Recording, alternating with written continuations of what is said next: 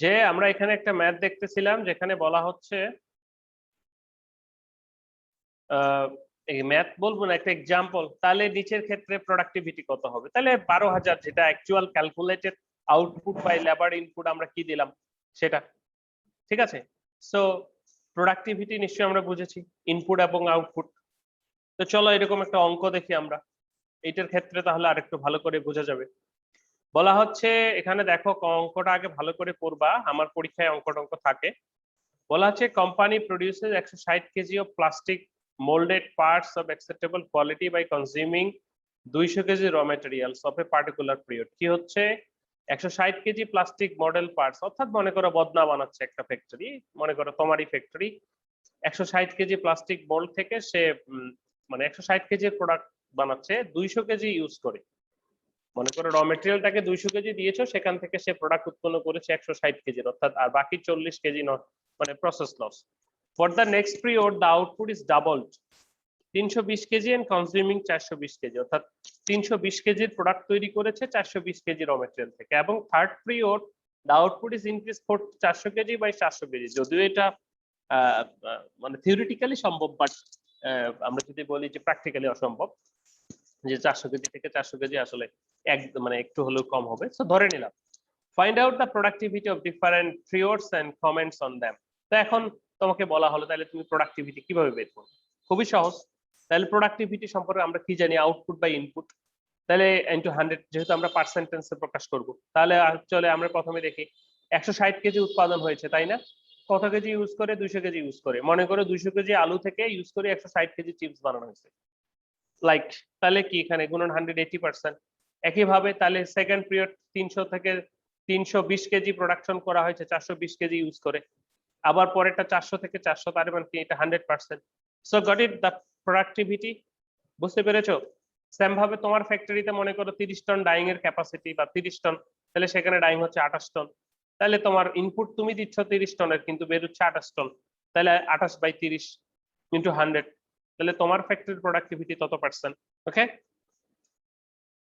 ওকে, so আশা করি productivity সম্পর্কিত ইস্যুগুলো clear. Productivity can be increased by, এখন প্রশ্ন হচ্ছে এটা আমরা আরো কিভাবে বাড়াতে পারি। শুধু এটা করলেই তো হবে না, প্রোডাক্টিভিটি মাপলেই তো হবে না, বাড়াতে হবে। So increase the production without, বলা হচ্ছে increasing the production without increasing the inputs. এটা হচ্ছে প্রথম কথা, যে আমরা কিভাবে আমরা প্রোডাকশনটা কিভাবে বাড়াচ্ছি, অর্থাৎ পরের যে কথাগুলো আমরা দেখলাম 400 কেজি থেকে 400 কেজি, এটা তো ম্যাক্সিমাম, যদিও সেটা হয় না। প্রথমে আমরা দেখেছিলাম 160 কে 200 কেজি থেকে 160 কেজি, সো এটাকে কিন্তু বাড়ানোর সুযোগ আছে। So keep the production same but the decreasing the inputs, reducing the wastage in the rejection rate, increasing the rate of output and compared to the rate of input, establishing reasonable goals, automation and using modern technology। আমরা কিভাবে বাড়াতে পারি production, যে মনে করো তুমি chips বানাচ্ছ, আলু কেটে কেটে চিপস বানাচ্ছ, হাতে করতেছো, তো হাতে ফলে তোমার নষ্ট হচ্ছে অনেক আলু। তো এখন তুমি যদি অটোমেশন টেকনোলজি তাও মডার্ন টেকনোলজি ইউজ করো, ওয়েস্টেজ কমাও, তাহলে তোমার প্রোডাকশন বাড়বে। লাইক আরো কিছু প্যারামিটার রয়েছে ফ্যাক্টরির ক্ষেত্রে, ফ্যাক্টরি একটা ডাইং ফ্যাক্টরির ক্ষেত্রে কিভাবে প্রোডাকশন বাড়াতে পারি। প্ল্যানিংটা ঠিকঠাক মতো হতে হবে, এফিশিয়েন্ট লাবার, এফিশিয়েন্ট লোকজন, টেকনিক্যাল লোকজন থাকলে ডাইং দ্রুত নামবে, বেশি প্রোডাকশন হবে। ওকে, সো প্রোডাক্টিভিটি ইমপ্রুভমেন্ট আমরা কিভাবে করতে পারি। স্যালারি বাড়াতে পারি প্রথমত, এখানে দেওয়া আছে যে ইনক্রিজেস ওয়েজেস। কেন, কারণটা কিভাবে বাড়াতে পারি, যে যখন আমরা কোনো একটা প্রতিষ্ঠানে চাকরি করি, সেই প্রতিষ্ঠানে তারা যদি আমাদের যে ওয়েজেসটা দিচ্ছে, স্যালারি এবং ওয়েজেস এর ক্ষেত্রে কিন্তু পার্থক্য আছে। তো এটা যখন দিচ্ছে আমাদেরকে, তখন সেটি আমরা যদি সন্তুষ্ট হই, আমরা যদি খুশি থাকি, আমাদের বোনাস দিলে যেরকম খুশি লাগে, তখন কিন্তু প্রতিষ্ঠানটা আমার এই দায়িত্ববোধ থেকে নিজস্বতা অনুভব করে কাজ করি বেশি। তো তখন কিন্তু তোমার প্রতিষ্ঠান যদি তোমাকে হ্যাপি রাখতে পারে, তাহলে তোমার প্রতিষ্ঠান তোমার কাছ থেকে বেস্ট আউটপুটটা পাবে। This is all proved. So increase demand for the goods and services, demand বাড়িয়ে যেতে পারে। এদিকে আমরা যদি বলি যে better machine, higher investment, greater employment, এগুলোর মাধ্যমে আমরা করতে পারি। অপরদিকে more output, reduction in production cost, profit, more saving, আমাদের যে কস্ট অর্থাৎ প্রসেসে আমরা কিন্তু চেঞ্জ করতে পারি, সেটা আমাদের প্রোডাক্টিভিটি বাড়াতে পারে, ইত্যাদি। ওকে, ফ্যাক্টরস ইনফ্লুয়েন্সিং দ্য প্রোডাক্টিভিটি। তো প্রোডাক্টিভিটি বাড়ানোর আগে আমাদের এটা জানা দরকার যে কোন কোন ফ্যাক্টর গুলো সাধারণত আমাদের ইনফ্লুয়েন্স করছে প্রোডাকশনে, সেইগুলো কন্ট্রোল করা উচিত।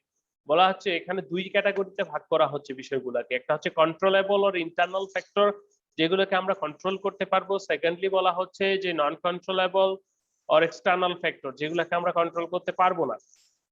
তো চলো দেখে নেওয়া যাক কন্ট্রোলেবল ফ্যাক্টর গুলো কি কি, যেগুলোকে আমরা কন্ট্রোল করে আমাদের প্রোডাকশনটা বাড়াতে পারবো। তাহলে সেগুলো কি হচ্ছে যে controllable or internal factors, product, plant and equipment, product কিরকম হবে, কোন কোয়ালিটির হবে, আমরা নিশ্চয়ই এটা মেনটেন করতে পারবো। প্লান্ট এন্ড ইকুইপমেন্ট নিশ্চয়ই আমরা যেরকম প্লান্ট এবং ইকুইপমেন্ট নিয়ে আসবো সেটাই হবে। কেউ হচ্ছে হিরো হোন্ডা কেনে, আবার কেউ আরো ভালোটা কেনে। This depends on a person, so it is depends on the research enterprise. Technology, কে কোন টেকনোলজি আমরা কোন ভাবে আমরা এটা প্রোডাকশন করছি, ম্যাটেরিয়াল কি, হিউম্যান ফ্যাক্টর যারা ইয়ে আছে কিনা। মনে করো যে লেবারটা 2 দিন নতুন জয়েন করেছে, সে তো পুরাতন একজন বা যে এক্সপার্ট তার মতো কাজ করতে পারবে না, তাই না? Working methods, management style, financial factor, social factor, this are the controllable internal factors, যেটার মাধ্যমে আমরা আমাদের ইয়েটাকে বাড়াতে পারি, অর্থাৎ কন্ট্রোলেবল ফ্যাক্টর যেটার মাধ্যমে প্রোডাক্টিভিটিটাকে বাড়াতে পারি। যেমন সোসিওলজিক্যাল ফ্যাক্টর যেটি বললাম, ওই যে যে এলাকায় নৌকা আছে মানে পানি আছে সেই এলাকায় নৌকা বেশি বেচবে। সো সোসিওলজিক্যাল অ্যাসপেক্ট গুলো অ্যানালাইসিস করা যেতে পারে। যেমন আগে লাইফ বয় বা কোন সাবানের জন্য আমি দেখলাম এখন হচ্ছে যে হিজাব পরে ইয়ে দিচ্ছে, ছবি দিচ্ছে বা অ্যাডভার্টাইজমেন্ট করছে, যেটা কিনা সোসিওলজিক্যাল ফ্যাক্টর থেকে এসেছে। কিন্তু যে যেহেতু ইসলামিক সংস্কৃতি সেটাকে প্রমোট করার জন্য বা এই ধরনের যে কাস্টমার গুলো রয়েছে সেটাকে ধরার জন্য এই ধরনের ইয়ে করছে। So all the things, this are the controllable factors which influence in your business, in your production. Okay, non controllable are external factors কোনগুলো, যেগুলো যেমন structural adjustment, economical and social, এটা তো তুমি করতে পারছো না।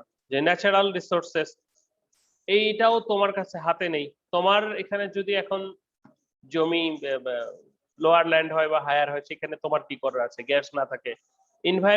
গভর্নমেন্ট পলিসি, এই ক্ষেত্রে তোমার সরাসরি হাত না থাকলেও হয়তো গভর্নমেন্টের আছে, বাট তুমি একজন ব্যক্তি বিশেষ বা তুমি এন্টারপ্রাইজ হয়তো এটা চেঞ্জ করতে পারছো না। সো ইট ইজ তোমার কন্ট্রোলে না। Infrastructure, this are not in your control, so these are known as the non-controllable factor, এগুলা প্রোডাকশনকে প্রভাবিত করছে। তো প্রোডাকশন ইমপ্রুভমেন্ট টেকনোলজি বা টেকনিক একটু আগে একটু আলোচনা করেছি আমরা, যে কিভাবে প্রোডাক্টিভিটিটাকে আমরা বাড়াতে পারি। সো ফার্স্ট অফ অল এখানে আরেকটু সহজ করে দেওয়া হয়েছে যে টেকনোলজি বেসড আমরা মডার্ন টেকনোলজির সাথে অ্যাডাপ্ট হতে পারি, মডার্ন টেকনোলজির মাধ্যমে প্রোডাকশনটা বাড়ানো যেতে পারে।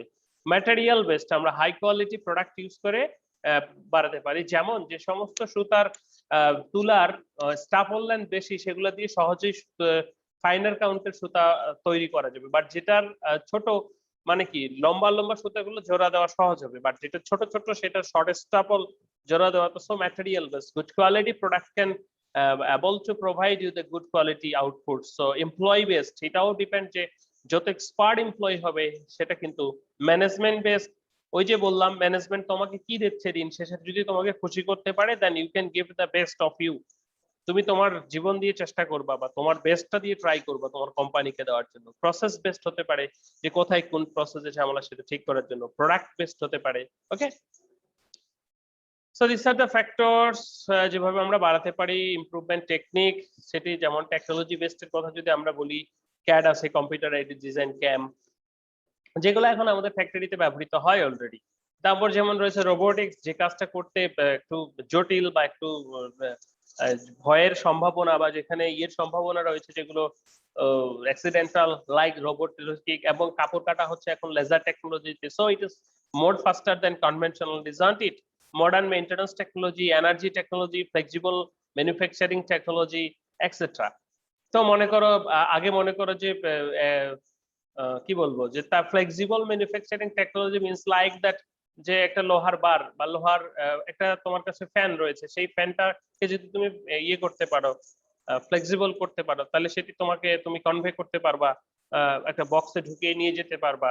ওই যে এখন যদি বলি টুলের কথা, যে আগের টুল গুলো বড় বড় হতো, কাঠের হতো, আমরা ইয়ে করতে পারতাম না, বাট এখন কি হচ্ছে যে টুল গুলোকে প্লাস্টিকের মানে ভাঁজ করে নিয়ে যাওয়া যাচ্ছে। দিস ইজ দা ফ্লেক্সিবিলিটি বা ফ্লেক্সিবল ম্যানুফ্যাকচারিং ম্যানুফ্যাকচারিং বলবো না, যে ফ্লেক্সিবিলিটি শব্দটা বোঝানোর জন্য ইউজ করলাম। এমপ্লয়ি বেসড, হ্যাঁ, এমপ্লয়ীদের টাকা পয়সা, ওয়ার্কার বোনাস, স্যালারি, তারপর ডেজিগনেশন দিলে they will try to work in a factory, material based good work, good things will provide you good process based job, machine evaluation, safety, human ইত্যাদি, product based, management based, ঠিক আছে, work culture, motivation.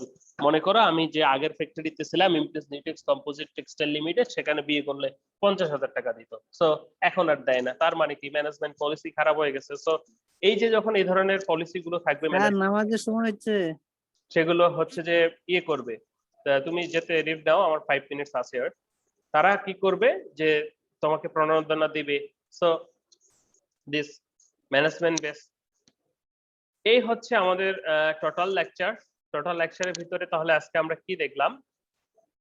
Production and productivity দুটো কথা ছিল আজকে। Production কি প্রথমত ছিল এবং প্রোডাক্টিভিটি কি। প্রোডাকশনটা কি? প্রোডাকশনটা সহজেই যদি আমরা বলি, আমাদের যে লেবার, ক্যাপিটাল, ইনপুট ম্যাটেরিয়াল গুলো রয়েছে সেগুলোর প্রোডাকশন অর্থাৎ প্রসেসের মাধ্যমে, কনভার্টের মাধ্যমে আউটপুটে পরিণত করা। আউটপুট হতে পারে সেটা গুডস হতে পারে, সেটা সার্ভিস হতে পারে। ওকে, তো সেটার বিভিন্ন প্রকার প্রোডাকশন আমরা দেখেছি, যে primary production, secondary production, continuous production, advantage, disadvantage, job shop, batch production, mass production, hope clear, comparative study, factors of production, okay, land, labour, capital, enterprise, then productivity, efficiency, effectiveness, সেটার পার্থক্য, productivity, efficiency, effectiveness এর একটা math রয়েছে।